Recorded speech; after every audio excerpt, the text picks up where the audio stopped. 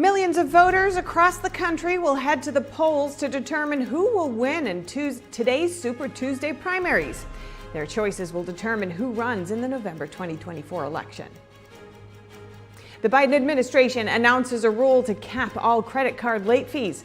The U.S. Chamber of Commerce says it will file a lawsuit to try to prevent the rule from being enforced. The border battle between Texas and the Biden administration continues. Now, the nation's highest court has put a halt on the law that would have allowed Texas to arrest and detain illegal immigrants. Israel and Hamas are trying to reach a ceasefire deal before Ramadan, which starts in less than a week. How are the talks going so far? The EU Parliament has recently given its approval to a digital identity system, signifying a significant shift in how citizens are identified across the continent, encompassing online services and travel. Critics of the technology believe the EU is edging towards a surveillance system for its citizens.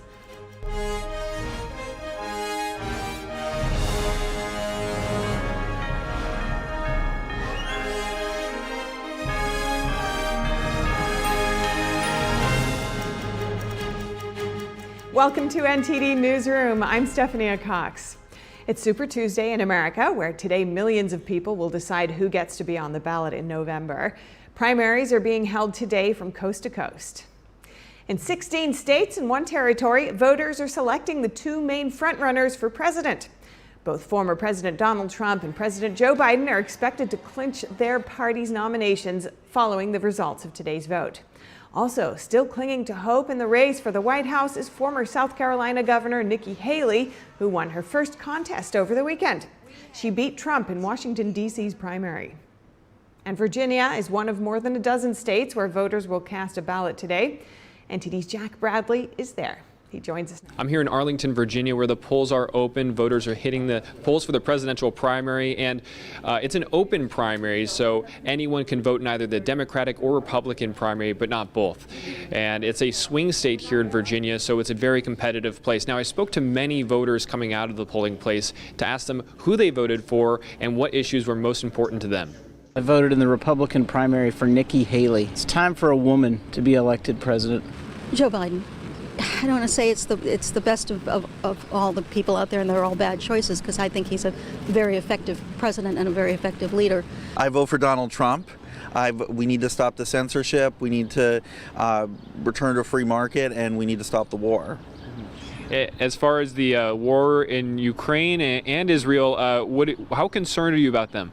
Very concerned. I think that NATO is escalating the war in the Ukraine, and it's just costing lives, and it's only being powered by censoring speech on the subject. I'm deeply disturbed by it. I voted for Nikki Haley today. I think America's ready for first woman president. Foreign policy, I think she's a diplomat. I mean, that's her calling, her career. She was a governor, which I really believe in. You know, that path to the presidency, I think it's a good one. I think we've seen that in history.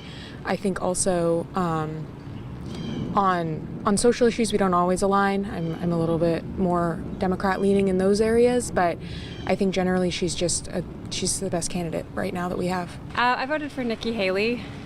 Yeah, how come? I think Nikki Haley would be, we need new leadership, and I think that she would be a better choice than the likely other options that we have. I think that there's a lot of international conflict going on, and the world is in a worse place. So yes, we absolutely need somebody who's going to be strong to be able to protect our interests and around the world. On the Republican Party, I was disappointed to see the full list of names still on it. I wish it was reduced to who's actually running, and that would be Donald Trump. Do I agree with all of his personal choices that he's made? No, but the policies of making America great, putting America forward versus all the other countries is very important, and what he's done in the past, as you know, number 45 has been great, and now with number 46, we are not so great times, and it's being a harder life for us. So I want to go back to a good life and make America great again. Virginia has about 6 million voters. In the past few years, it's been leaning more Democratic. But that was all disrupted in 2021 when Glenn Youngkin, the governor, was just elected, although he was seen by many as distancing himself from Trump. The polls close here today at 7 p.m. Jack Bradley, NTD News. And the border crisis is a big topic during this year's primaries. NTD's Arian Pazdar spoke with California voters to find out what they think about it. The polls are open here in Los Angeles, California. We are at a beautiful church, which is also serving as a voting center today. Now, we've seen quite a few people coming in to cast their ballot already. I did get the chance to speak to some of the voters here in LA last night and also in San Diego a few days ago. Let's take a look at what they told me about the issues they care about the most. I don't understand why they would give illegal immigrants free health care. And me as a taxpayer, why wouldn't I get it? And I hope that Trump wins. I'm sure he wins. He will win. The Republicans on the issue of the border poll better than the Democrats, and they want to continue to have a border problem that will help them in the elections, which I think is a very harmful thing to do. So as you see, in some cases, people are concerned about the same issue, but have different reasons for why they think their party will do a better job at tackling that specific issue. I would say that government funding is another good example of that.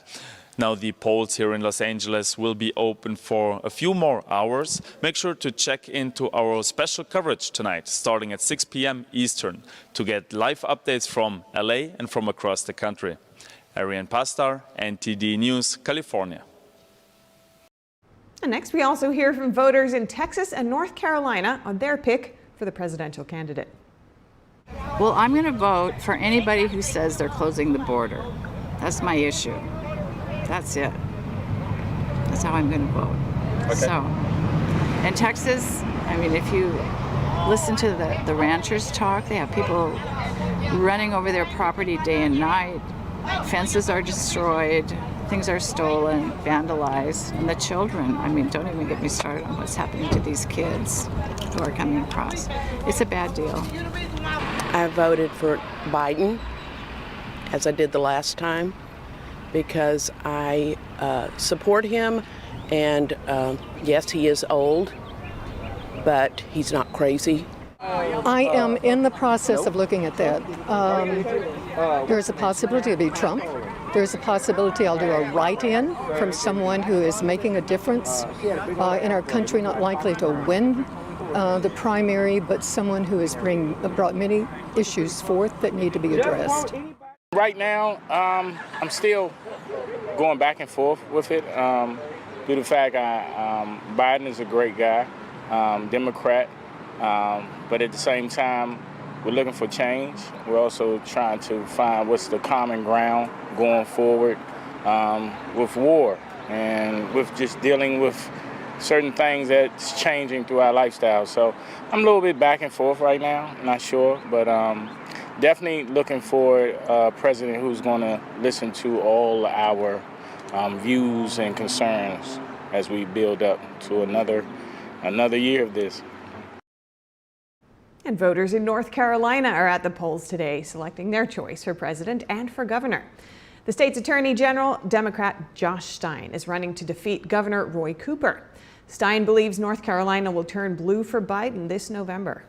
You have to get your people to vote and encourage them and excite them to have a reason to vote, and you have to persuade people, because we are a state that's right down the middle, and that's what my campaign is going to be about. Stein also told voters that he plans to run an aggressive door-to-door campaign. North Carolina is a potential swing state that could decide the 2024 election for the Oval Office. In the first matchup between Trump and Biden, the former president won the state in 2020 by just over a single percentage point. Tar Heel state voters who are unaffiliated with a party can participate in any primary that they choose. And we'll have a special coverage of today's primaries, including special guests, on-the-ground coverage, and the Data Hub. Join Steve Lance and Tiffany Meyer on The Nation Decides 2024 live tonight at 6 p.m. Eastern. That's 3 Pacific. And the Biden administration announced a rule today to cap all credit card late fees. The move is the White House's latest push to end what it calls junk fees. The Consumer Financial Protection Bureau's new regulations will set an $8 limit for most credit card late fees. The rule would bring the average credit card late fee down from $32. Banks will be required to show why they should charge more than that if they do so. The Bureau estimates banks brought in roughly $14 billion in credit card late fees a year. The regulator claims the rule will save Americans up to $10 billion a year. The U.S. Chamber of Commerce said it will file a lawsuit to try to prevent the rule from being enforced. Neil Bradley, the Chamber's executive vice president and chief policy officer, said the CFPB is exceeding its authority. He added that the rule is unfair to Americans who pay their credit card bills on time. And in other news, the Supreme Court has temporarily frozen enforcement of the controversial immigration law in Texas until at least next week. NTD's Daniel Monahan has more on the ruling and its implications. Monday's decision comes after the Biden administration filed an emergency application with the High Court earlier in the day to try to block the law from taking effect. Texas Senate Bill 4 was signed into law in December by Governor Greg Abbott. It allows state law enforcement to arrest and detain people they suspect of entering the country illegally. It would also let state judges order people to leave the country, with prison sentences up to 20 years for those who refuse to comply. Abbott and other state officials blame President Biden for a record increase in illegal migration. After the High Court issued its order, Abbott posted a video on X showing new border wall construction underway, writing, "We will use every tool and strategy to secure our border until President Biden fulfills his constitutional duty to enforce federal immigration laws already on the books." Immigration advocates have criticized the law, citing their fears of increased racial profiling in Texas, where Latinos represent 40% of the population. The Supreme Court's temporary pause will hold until March 13th, instead of the law going into effect on March 10th. This break now gives the court additional time to review the case. Last week, a federal judge in Texas blocked the state from implementing the law. In his ruling, he wrote that allowing the Texas measure to take effect could open the gates for other states to pass their own versions of immigration law. Daniel Monahan, NTD News. And Texas Governor Greg Abbott sent out a tweet yesterday showing that Texas has transported over 100,000 migrants to sanctuary cities. Among them, D.C., New York, Chicago, and Denver have the most, each receiving from over 10,000 to nearly 40,000. He said Texas will continue to hold the line against President Biden's border crisis. And shifting focus now to the war in Gaza. Ceasefire negotiations are still happening, but leaders say the deal now depends on Hamas. NTD reporter Jason Perry is here to explain. Jason, what can you tell us about the latest ceasefire negotiations? Well, hello, Steph. Israel has agreed to a ceasefire deal that Hamas is currently reviewing. Today, Secretary of State Antony Blinken met with Qatar's Prime Minister to discuss these ceasefire negotiations. And here's what Blinken said about the talks. We have an opportunity for an immediate ceasefire that can bring hostages home, that can dramatically increase the amount of humanitarian assistance getting into Palestinians who so desperately need it, and can also set the conditions for an enduring resolution. And he said it's up to Hamas to agree to that deal. Now, the main difference here is Hamas wants a permanent ceasefire and an end to the war, while Israel wants a temporary ceasefire and to continue fighting. Now, both sides want to try to reach a deal before Ramadan, which starts in less than a week.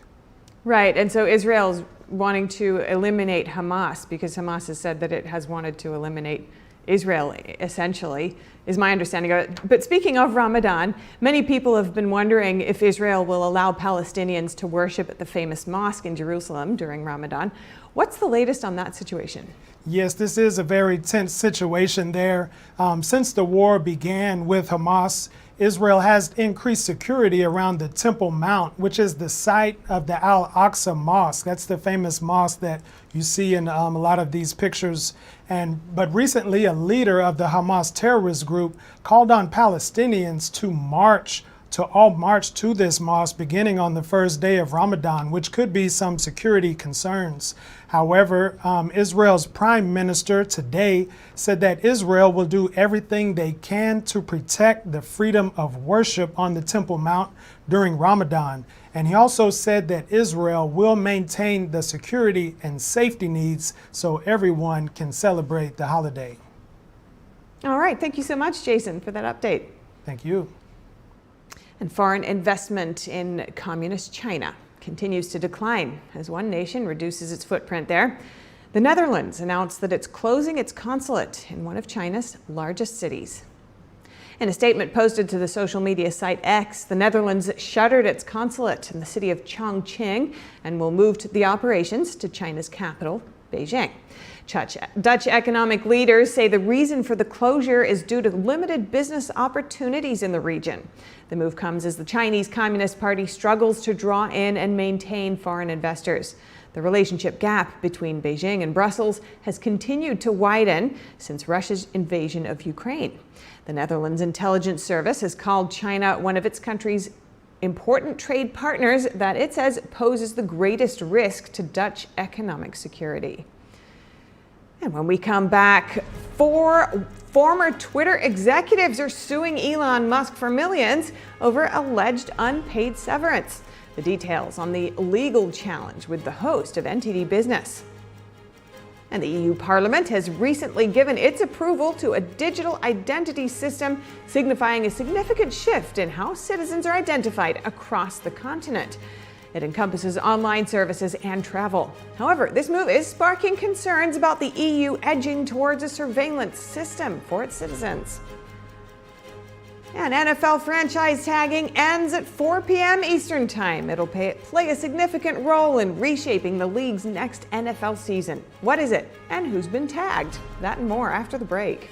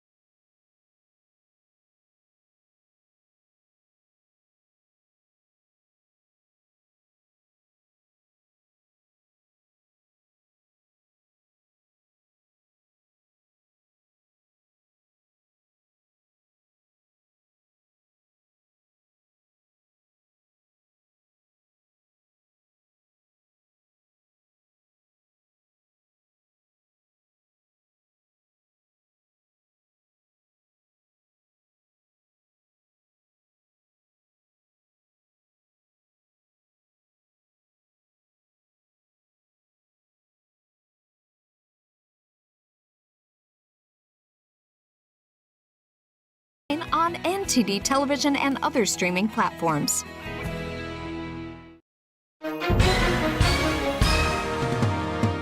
Hi everyone watching at home.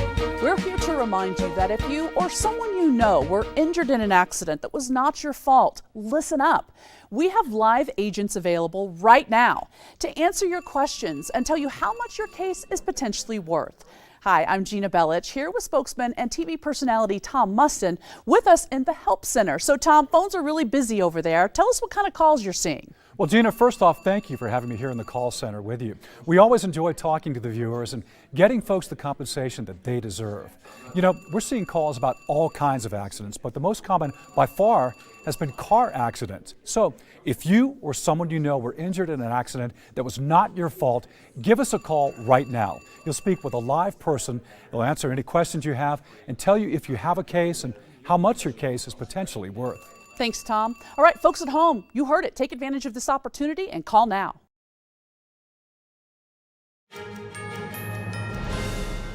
Welcome back. The European Parliament has given its backing to the creation of a digital identity wallet. It's a new identification system that the EU aims to implement for the majority of EU citizens. Critics say this is the first step toward a social credit score similar to that in China that limits who can have access to services. NTD's France correspondent David Vives has more. European Parliament has given its nod to the Digital Identity Wallet Bill, a transformative initiative poised to reshape the identification system across the EU. According to the EU, the ID system will offer safe, free and convenient personal digital wallets. This shift in digital innovation spans the entire EU. The system covers a wide range of aspects, including booking travel, social media logins, setting up medical appointments, and navigating public transportation. This piece of legislation represents a major shift in how people's identity is overseen by governments, according to publisher Eric Verag. The European Commission's plan is to modify individual identity. We will no longer be identified in our state, in our nation. We will be identified in the Union. And we don't even know whether German, French, or Greek nationality will continue. The use of the EU wallet remains strictly voluntary. However, the EU hopes to achieve an 80% adoption rate among European citizens before 2030. Some critics say a centrally controlled European digital ID could be leveraged by Brussels to erode equality and freedom. It might be used as a tool for discrimination based on what the EU approves or disapproves, says Verag. We are gradually moving from a society based on rights to a society based on authorization, where you have to ask for authorization before doing something. You can only do it if you are authorized to do it. And if you refuse the system, you are discriminated against and little by little banished. Verag asks whether this technology in the hands of those previously involved in extensive monitoring of people's behavior during the pandemic might lead to coercive measures that infringe upon civil liberties. It's the principle they used with the vaccine pass. This is very much like the Chinese-style social credit, where good citizens are rewarded and bad ones penalized. In other words, there is no longer any equality of rights. The digital ID will now have to be formally endorsed by the EU Council of Ministers to become law. David Vives, NTD News, Paris. And back in the U.S., the Fed finds multiple quality control issues at troubled plane maker Boeing. And the founder of Amazon is back on top as the world's richest person. Here's NTD's Don Ma with today's business brief. All right, thank you, Steph, and nice jacket, by the way. Here's what I have today. It's official. Jeff Bezos is once again the richest person on the planet, edging out Elon Musk. The latest figures are from the Bloomberg Billionaires Index released on Monday. The Amazon founder's net worth is worth $200 billion. Musk trails that number slightly at $198 billion. He has lost about $31 billion over the past year, while Bezos gained about $23 billion. But the bragging rights over who has more wealth have fluctuated over the past year. Musk was considered the world's richest person last May. He beat out businessman Bernard Arnault, who runs one of the world's biggest conglomerates. So while Bezos may be the top dog right now, Musk and Arnault are still lurking and could replace the Amazon founder at any time. Meanwhile, the Federal Aviation Administration has found multiple instances of quality control issues at Boeing following a 6-week audit. Now, the audit came after the in-flight door plug blowout on an Alaska Airlines Boeing 737 MAX 9 in January. The FAA investigators found non-compliance issues in multiple areas of Boeing's operation. And this is in addition to a separate report stating prior to the door plug incident, but released last month found gaps in Boeing's safety culture. The FAA gave Boeing 90 days to produce a quality improvement plan to fix issues and address findings of both the latest audit and the earlier report. Boeing did not have an immediate comment on the FAA's most recent statement, but in January, the CEO conceded that Boeing needed to improve its quality controls. That's all from me. Back to you, Steph. Don, great to hear updates as always. Next up, the NFL's franchise tagging deadline is today at 4 p.m. Eastern Time. The process where teams force players to play for them will be significantly impacted next season. Let's check into that. Franchise tagging is where teams force a player into a one-year contract. This happens when the player's current contract expires. It prevents him from going into free agency. Notable tagged players include Carolina Panthers linebacker Brian Burns, who was forced into a $24 million deal for 2024. Cincinnati Bengals wide receiver T. Higgins is set to earn $21.8 million. Sports agent Lee Steinberg, who for a record 8 times represented the top overall NFL draft pick and is set to be the inspiration for the Jerry Maguire movie, says this happens when negotiations break down. The player and his team can't agree on a contract, so teams force a one-year contract upon them. Players don't like that, is that instead of a one-year deal in a sport that has a risk of career-ending injury on every play, they want a long-term guaranteed contract with a signing bonus up front. So they want to lock in and guarantee for a number of years. This is just a one-year tag. Steinberg says franchise tagging is a bit like nuclear annihilation.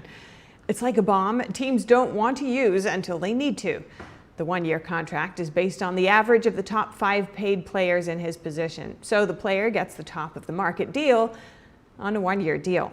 This last resort tactic is used for critical players only. If a team has critical players, it doesn't risk them getting loose in free agency. They will sign the franchise quarterback to long contracts that will be redone by team and player well before the end of the contract. They keep extending it and extending it. But keep your eye on the first couple days of free agency, because the big money contracts and the highly competitive free agents do their transaction, go off the market early on in the process. And once those key players in free agency are finished signing, the money starts to dry up. The NFL free agency period officially begins March 13th. Thank you for watching NTD Newsroom. I'm Stephanie Cox. See you tomorrow.